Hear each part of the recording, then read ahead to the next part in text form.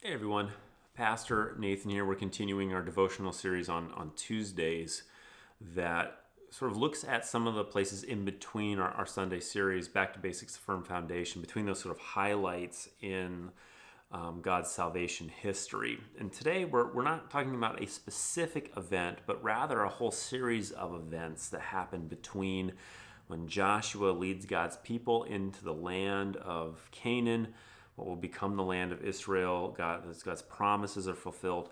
So between that event and the event this coming weekend, which is looking at Samuel and Samuel's kind of ministry and life. And really, it's sort of the period in history of Israel we're looking at is the Judges. The period of the Judges kind of sits in between where Joshua and that generation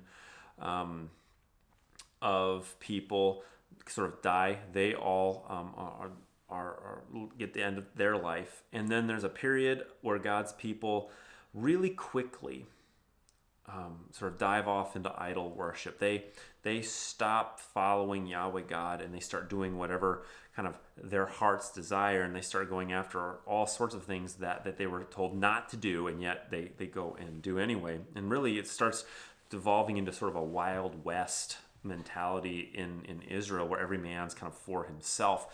It doesn't start off that way. What we see is this sort of descending pattern cycle again and again where God's people remember God, Joshua, then they forget God, then God, sends issues, challenges to them that he promised he would do. This is part of the covenant that they cut when Moses was alive with God, that they made with God, where God said, you do these things, you'll do well with you. If you don't do these things, I'm going to start sending on you all these bad sorts of things. Really to remind you, kind of like, oh yeah, we forgot that God's God. So this pattern starts. And then what God will do is God will send these things to remind Israel, these bad things to remind Israel, hey, you've forgotten me, you need to worship me and me alone and not serve these other idols. So he sends those things. And then the people of Israel will cry out to God, say, God, we're sorry, we've gone away from you, and please deliver us. And so God sends the people called the judges. And the judges would work victory, on behalf of God for God's people. And they would come back and they would worship God again for a time, usually a generation, maybe two.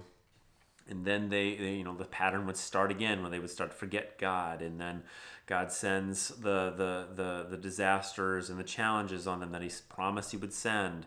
And then and then Israel cries out, a judge is raised, and so forth. And it's just this cycle again and again and again where God's people move further and further and further away from God.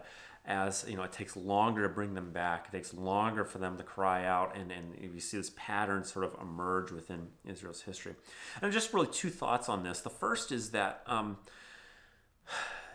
if we don't remember God and we don't kind of communicate that on to the next generation, it is so easy for people to forget God and forget what he's done. And that's what Israel started to forget to do.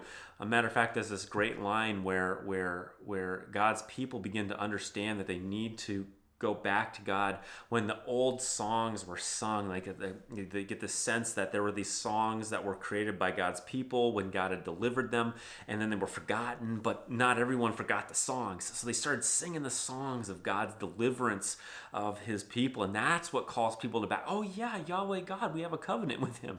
He's our God.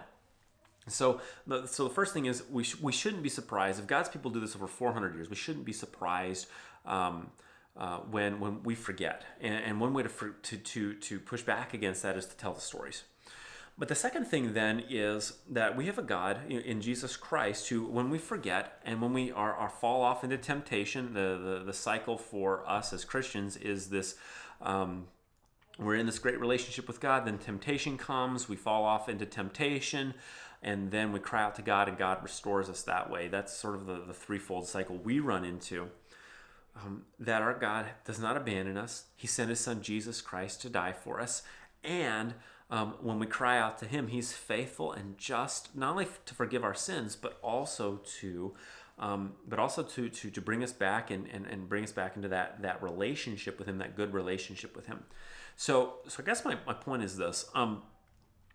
Tell the stories. Those places where God has been faithful. Remember the stories. Remember the narratives. Remember what God has done for you, not just in Jesus Christ, but even today in the 21st century. What's He done? Then the second thing is when you find yourself falling off, if you're like, man, I've forgotten about God recently, cry out to Him. Go back to Him. He is faithful. He longs to draw near to His people and restore His people and bring His people closer to Him. And so call out to Him. Draw near to Him, and He will draw near to you. Anyhow, I hope that's helpful for you. By the way, happy Thanksgiving as we're once again telling the stories, reminding ourselves that our God has taken care of us, and we have so much to be thankful for because of the cross of Christ and what our God has done for us in providing everything we need this year, this season, and many more. So I hope that you all take time to celebrate. If you got family in town or can go visit family, take the time. It's a blessing. And I hope this is helpful for you, and we'll talk again soon. Take care.